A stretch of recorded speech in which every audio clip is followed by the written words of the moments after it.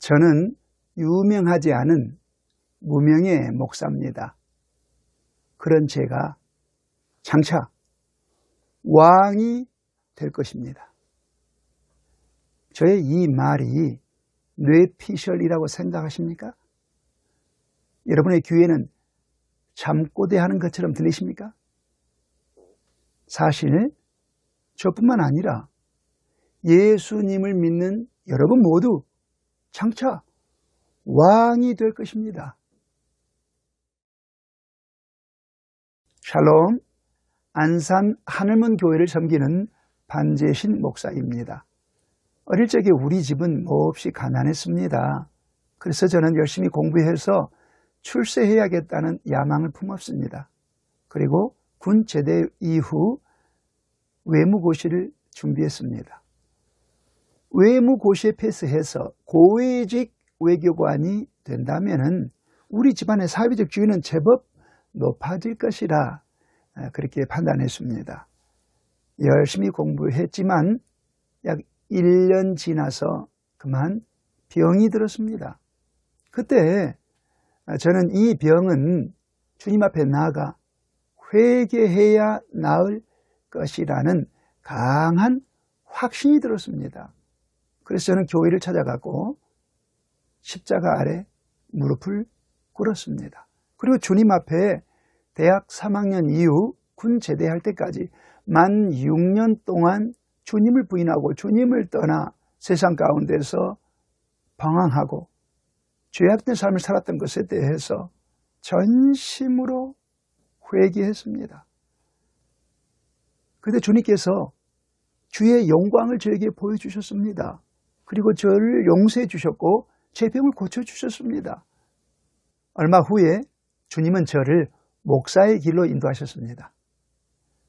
그때 저는 이제 우리 집안의 사회적 지위를 높이는 일이 완전히 끝났구나, 기회가 사라졌구나, 이렇게 생각했습니다. 그런데 그게 아니었습니다. 주님은 장차 저를 존귀한 왕이 되게 해 주실 것이기 때문입니다. 이 점에 대해서 바울사도가 성령의 감동을 받고 고린도 교회 성도들에게 했던 말을 한번 들어보시기 바랍니다. 8절 중반을 보시면은 우리가 너희와 함께 왕 노릇하기 위하여 참으로 너희가 왕이 되기를 원하노라.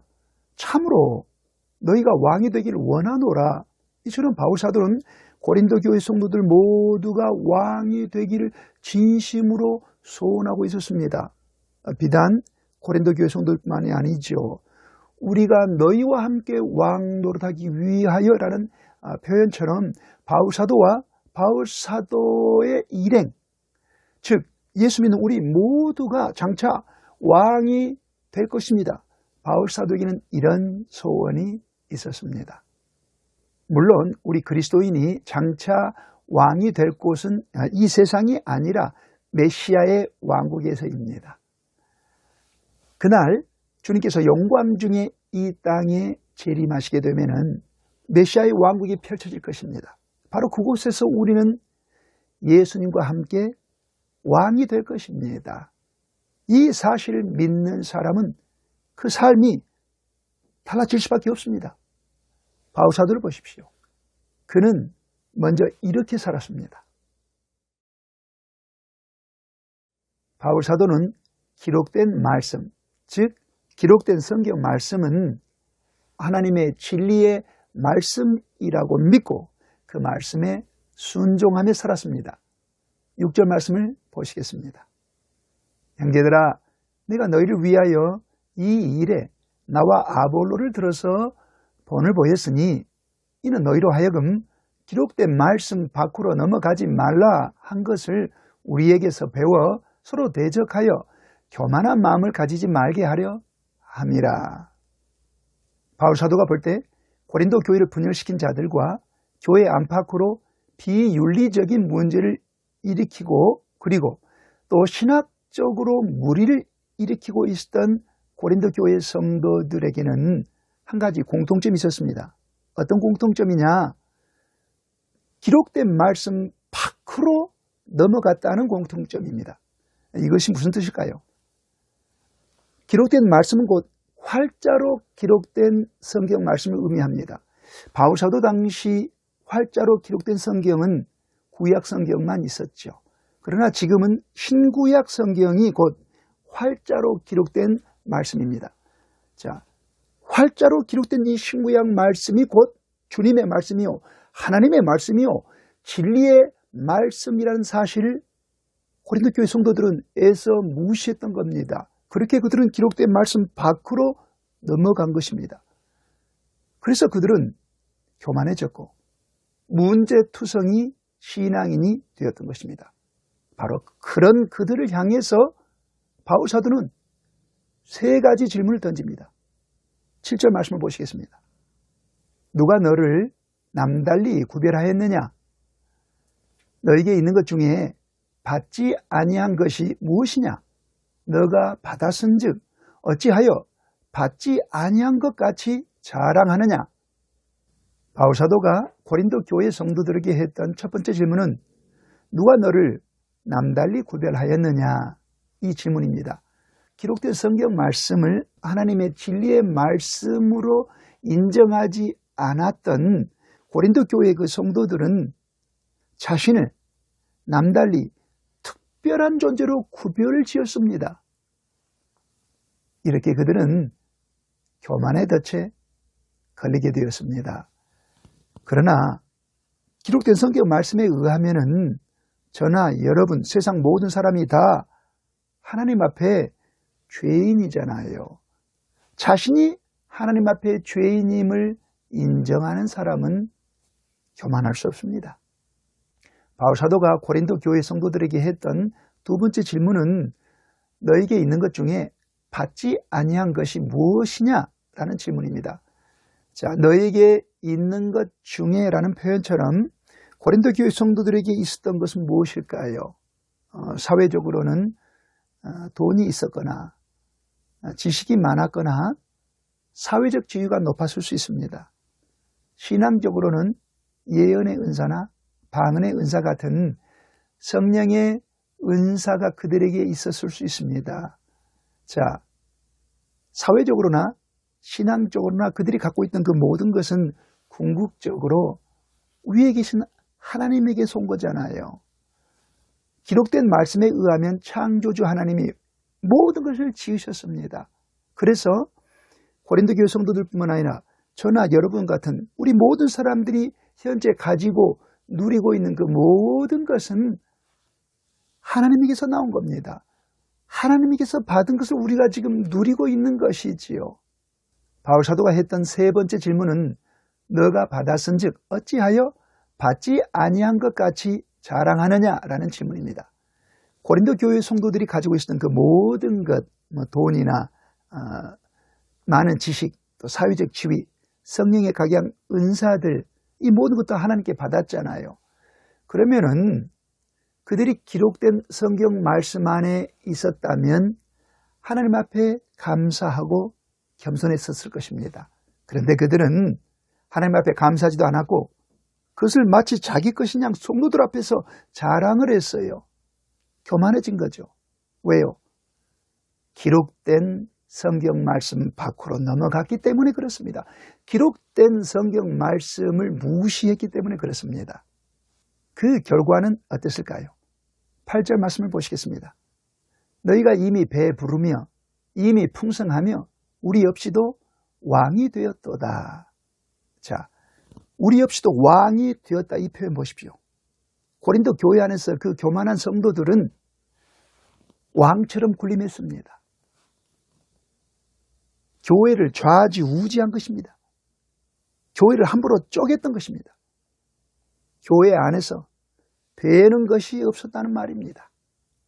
고린도 교회의 그 교만한 성도들과 달리 바울 사도는 어떻게 살았습니까? 그는 기록된 성경 말씀 안에서 살려고 했었습니다. 그리고 또 성도들에게 기록된 말씀 안에서 살라고 그렇게 가르쳤잖아요. 메시아의 왕국에서 왕이 되고 싶은 사람은 이처럼 활자로 기록된 성경 말씀, 신구약 성경을 하나님의 진리의 말씀으로 믿고 그 말씀에 순종하며 살려고 애씁니다. 여러분도 그렇게 살고 계시죠? 다가올 메시아의 왕국에서 주님과 함께 왕이 되고 싶었던 바울사도는 또 이렇게 살았습니다. 바울사도는 기록된 성경 말씀 안에서 살려고 애쓰는데 이런 사람은 결국 예수님을 위해서 살게 됩니다. 이런 사람은 결코 자신을 위해서 예수님을 믿는 게 아니라 예수님을 위해서 자신의 삶을 기꺼이 헌신하게 됩니다. 그래서 바울사도는 자신의 삶을 이렇게 묘사하고 있습니다. 9절 말씀을 보시겠습니다. 내가 생각하건대 하나님이 사도인 우리를 죽이기로 작정된 자 같이 끄트머리에 두셨음에 우리는 세계 곧 천사와 사람에게 구경거리가 되었노라. 이 구절을 처음 접하던 순간 고린도 교회 성도들의 머릿속에는 즉각 검투살 이미지가 떠올랐을 것입니다. 이 책에 따르면은 그 당시 수도 로마는 물론이고 또 고린도 교회 성도들이 살고 있던 고린도를 포함해서 로마 제국하의 모든 속주에서는 수시로 검투사 시합이 열리고 있었습니다. 시합이 열리는 날이면은 공연은 크게 세 파트로 구성되었습니다. 오전에는 일부 공연이 진행되었는데 사람과 맹수 간의 결전이었습니다. 2부 공연은 점심시간 때 이루어졌는데 사형수에 대한 공개 사형 집행이었습니다. 그리고 3부는 오후에 열렸는데 이게 마지막, 즉 끄트머리 공연이었습니다. 이 3부에서는 사람과 사람, 즉 검투사와 검투사 간의 결투였습니다. 자, 이 책에 의하면은 로마 제국의 모든 원형 경기장에서는 공연은 늘 이처럼 3부로 진행되었습니다. 바울사도가 9절 말씀처럼 하나님이 사도인 우리를 죽이기로 작정된 자 같이 끄트머리에 두셨음에 이렇게 말했던 것은 마지막 공연이었던 검투사들의 시합을 지금 의미하고 있습니다. 검투사들이 죽여야 자기가 살 수 있잖아요. 그래서 피 튀기며 사투를 벌일 때에 관람석에 앉아있던 구경꾼들은 흥분해가지고 돈을 걸며 도박을 하면서 그 광경을 즐기곤 했었습니다. 그래서 바울사도가 이렇게 얘기했던 거죠. 9절 말씀 보시면은 우리는 세계 곧 천사와 사람에게 구경거리가 되었노라 이렇게 말했던 것입니다. 바울사도가 왜 이토록 마치 죽음을 눈앞에 둔 사람처럼 살았을까요? 예수 그리스도 때문에 그렇습니다. 예수님을 위해서 그렇게 살았던 것입니다. 10절 말씀을 보시겠습니다. 우리는 그리스도 때문에 어리석으나 너희는 그리스도 안에서 지혜롭고 우리는 약하나 너희는 강하고 너희는 존귀하나 우리는 비천하여. 바울 사도는 말합니다. 자기는 그리스도 때문에 세상 사람들이 보기에도 어리석고 약하고 비천하게 살고 있다고. 여기서 그리스도 때문에 라는 이 표현은 헬라어로 디아크리스톤입니다. 이 디아크리스톤은 그리스도 때문에 라고 번역할 수도 있지만은 그리스도를 위하여 라고도 번역됩니다. 그래서 바울사도는 예수님을 위해서 살았던 그리스도인이요, 예수님을 위해서라면은 사람들이 보기에 어리석고 약하고 또 비천하게 사는 삶조차 마다하지 않았던 것입니다. 주님이 장차 바울사도를 메시아의 왕국에서 존귀한 왕이 되게 해 주실 것이니 바울사도가 예수님을 위해서 살 수밖에 없었던 것입니다. 하지만 고린도 교회 내의 그 교만한 성도들은 교회를 다녀도 예수님을 위해 살지는 않았습니다. 자, 10절 표현에 의하면 그들은 그리스도 안에서 지혜롭고 강하고 존귀한 삶을 추구했습니다. 자, 그리스도 안에서 라는 이 표현은 헬라어로 엔 크리스토라고 합니다. 자, 그 말 그대로 그들은 그리스도 안에 있었어요. 교회를 다녔고 예수님을 믿었으니까 그리스도 예수 안에 있는 거잖아요. 하지만 그들의 삶은 불신자들과 별로 다를 바가 없었습니다. 어떻게 하면 더 많은 돈을 벌 수 있을까? 어떻게 하면 더 많은 지식을 얻을 수 있을까? 어떻게 하면 더 높은 사회적 지위와 신분을 얻을 수 있을까? 그들은 그것을 추구하며 살았었습니다. 그들은 엔 크리스토, 예수 안에 있었지만, 예수를 믿었지만 예수님을 위해 살지는 않았고요. 자기 자신을 위해서 예수님을 믿었던 것입니다. 여러분은 어떻습니까? 여러분은 디아 크리스톤, 즉 예수님을 위해서 살고 계시죠? 메시아의 왕국에서 주님과 함께 왕이 되고 싶었던 바울 사도는 또 이렇게 살았습니다. 바울 사도 당시 로마 제국 전역에 걸쳐서 가장 큰 영향을 끼치고 있었던 철학 사상은 스토아 철학이었습니다. 스토아 철학에서는 현세적인 행복, 즉 이 땅에서의 행복이 소중하니 이 행복을 추구하라고 가르쳤습니다. 그래서 고린도 교회 일부 성도들도 이 스토아 철학의 영향을 받아서 예수님을 믿으면서도 이 세상의 행복을 추구하고 있었습니다. 바로 그들에게 바울 사도는 자신의 삶을 11절로 13절 말씀까지 적나라하게 묘사했습니다. 바로 이 시각까지 우리가 줄이고 목마르며 헐벗고 메맞으며 정처가 없고 또 수고하여 친히 손으로 일을 하며 모욕을 당한 즉 축복하고 박해를 받은 즉 참고 비방을 받은 즉 권면하니 우리가 지금까지 세상의 더러운 것과 만물의 찌꺼기같이 되었도다. 자, 이 말씀처럼 바울 사도는 철학이 가르치는 현세적인 행복을 결코 추구하지 않았습니다. 그는 복음을 전하다가 먹을 것이 없어서 굶주리기도 했고요. 광야길을 걷다가 마실 물이 없어 목마르기도 했고 또 입을 옷이 없어서 헐벗기도 했고 또 복음을 전하다가 매를 맞기도 하고 남들은 돈을 벌어서 집을 살 때에 바울 사도는 정처 없이 떠돌아다녔습니다. 또 복음을 알지 못한 사람들이 그를 모욕하면은 어떻겠습니까? 그런 사람을 예수 그리스도의 이름으로 축복을 했어요. 복음을 전하고 교회를 세울 때에 박해를 당하면 어떻겠습니까? 꿋꿋이 참아냈잖아요. 또 그는 남들이 자기를 비방할 때에 따뜻한 말로 권면을 했었습니다. 그가 왜 이렇게 살았습니까? 이를 알려면 우리는 바울 사도에 대해서 크게 두 가지 사실을 알아야만 합니다. 고린도전서 7장 26절에 의하면 예수님이 영광 중에 이 땅에 재림하시기 직전에 온 세상에 걸쳐서 대환란이 임할 것입니다. 주님께서 그렇게 예언하셨습니다. 바울 사도는 바로 눈앞에 그 환란이 임박했다고 확신하고 있었습니다. 그리고 고린도전서 1장 7절에 의하면은 바울 사도는 고린도 교회 성도들에게 예수 그리스도의 재림을 학수고대하며 기다리도록 가르쳤고 또 자신도 그렇게 주님의 재림을 기다리고 있었습니다. 자, 이 말의 결론은 무엇입니까?